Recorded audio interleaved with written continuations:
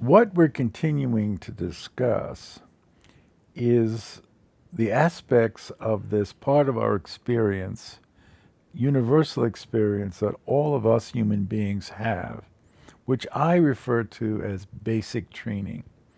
And what we're continuing to think about, to discuss, is aspects of this basic training. Now, let me repeat that I refer to an experience that every young human has, starting with the day he or she was born. Because my point is that we know nothing, we have no experience, we do not know what life on this planet is like or what the aspects of it, what makes it up, really are.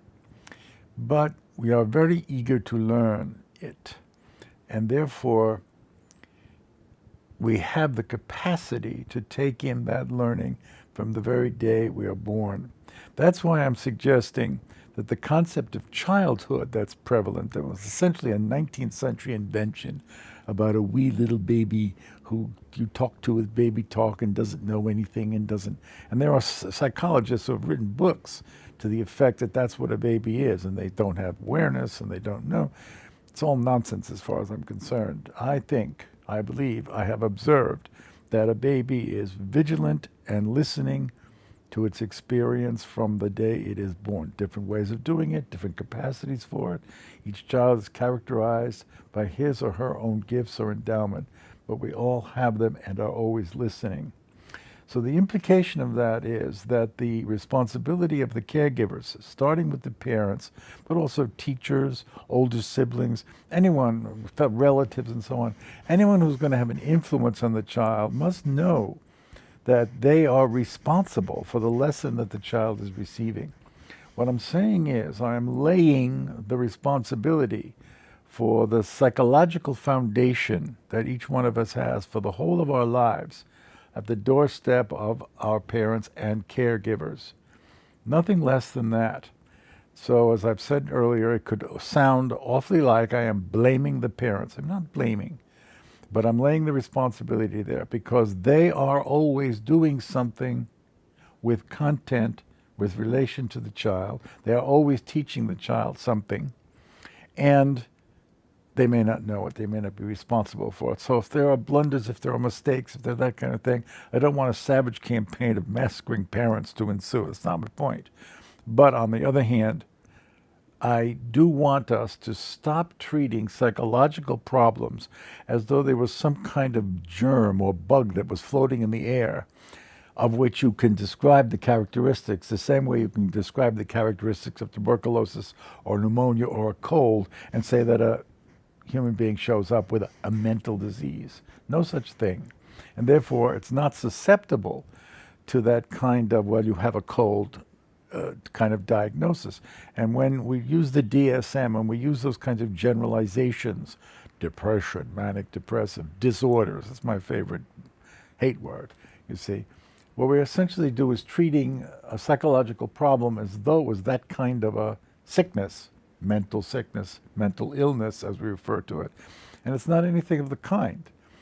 What I'm saying is, it's the whatever is troubling me, whatever is disturbing me in life, is the result of lessons that I have received, that I have imbibed, have taken in. I may not remember that. I may not remember when or how, but that is the net effect of it. So I want to repeat that in every way possible because that is, in my opinion, the foundation of this discipline that we're talking about, which is ignored and is today almost consciously rejected as an explanation for where these problems come from. Now, if, in fact, every human being is carrying out, acting according to the lessons that he or she has received in the course of life, what we're talking about is understanding that as the fundamental point, the fundamental experience from which we should begin to understand psychological problems. Now that means that we can talk about certain general characteristics that we carry in us as human beings as a result of this basic training. And the first of these that I would like to point to is the fact that we carry these lessons within us as implicit content of how we should live our lives. We do not consciously, quite usually at any rate, refer to it, advert to it, become conscious of it. That means that this whole reality that I'm talking about, this skein of lessons that we have imbibed from our experiences, is not conscious, is not visible, is not something we can advert to and talk about. We carry it with us, we speak from it, we act from it, it is influencing us every minute of every day, and yet it is out of sight. And it's important to begin with that awareness, because if we don't start with that, then the subject that we're attempting to discuss will remain firmly out of sight.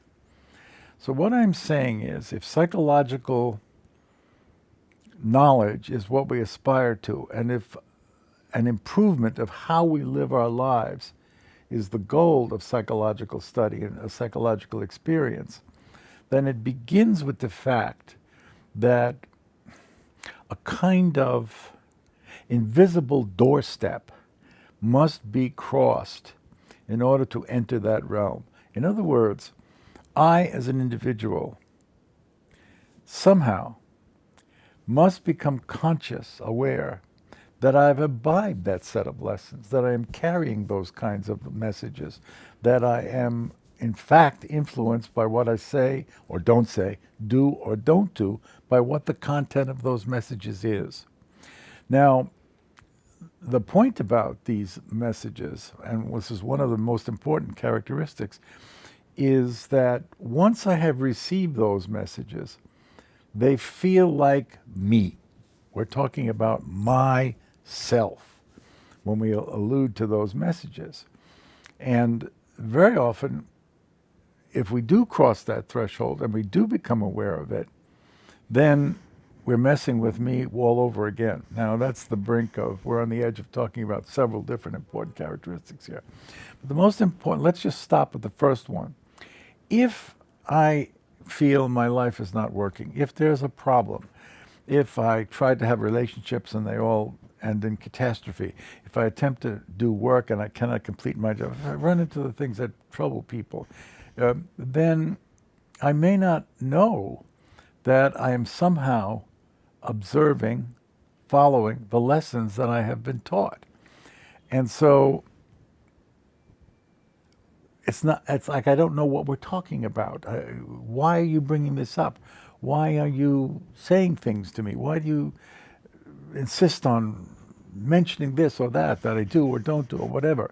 In other words, the first doorstep that has to be crossed is the fact that I will interpret anything the therapist or anyone says to me from the point of view of the drama that I'm working in. In other words, I hear you, I understand you from the point of view of what I've been taught. And therefore, the lessons that I carry, quite unconsciously, but quite really, are in fact interpreting, influencing, and shaping the attempt that I am making to better them or improve them or learn something that will help me live my life. So it's a kind of vicious circle. Whereas I have learned A, you're saying B to me, but I will interpret B from the point of view of A and insist that I'm right because, after all, that's what I have learned. And that's classically, you see, referred to in psychotherapy as a resistance, as a defensive, as a kind of opposition to what else I'm trying to learn. And what's not understood, if it's interpreted in that fashion, in this kind of negative judgmental way, that I am really simply enacting that which I have all my life, as it were, been taught to feel is the right way to do things, the right way to understand things.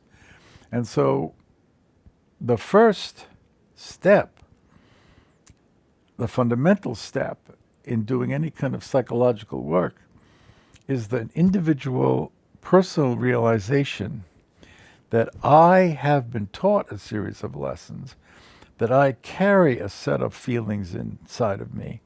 And those feelings, conclusions, implications, judgments, will influence everything I do, everything I understand. And I have as my first job to put myself in a position where I want to understand myself, sympathetically, of course. But what have I been taught? What do I feel about my energy, my effort, the way I live my life, my relationship to people, the way I make my living, and all the rest of it? And that is a very difficult awareness to come by, because I somehow have to blink and see that there's a whole dimension in me, and a very complex dimension, which I am not ordinarily used to alluding to. So the commonest reaction to bringing this up is, what are you talking about? You're making a big deal of this. You think too much, you feel too much, you're too complicated. See, any of those kinds of phrases, any of those kinds of reactions is essentially the kind of reaction I'm talking about. What is this dimension that you're referring to? What are these feelings you're talking about? And it's astounding to me how possible it is to not see those kinds of things. In my own personal experience, I have at least two experiences that were very instructive for me, because these people were actually in therapy for years. And my assumption was that since they were seeing therapists and since they were doing this kind of work, of course they would be examining these kinds of feelings. And to my amazement and to my education, to my instruction, after witnessing what these people were doing after several years, multiple years of this kind of experience, they hadn't gotten one single thing. They were in the same place emotionally and therefore psychologically that they were when they started.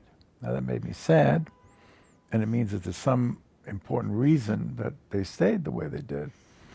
But the fact that they hadn't moved was unmistakable.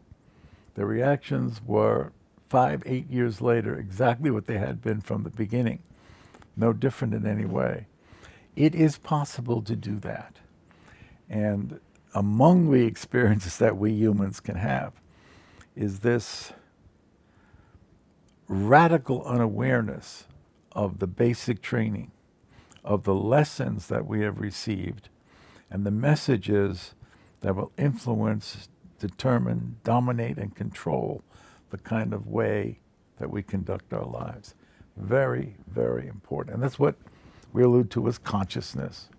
You see, am I aware that I am carrying these kind of messages? And then it's, you see, we can embark on the unique study of my particular messages. But until I know that I have those messages, we don't even have a subject. And that's the basic subject of any kind of psychological work.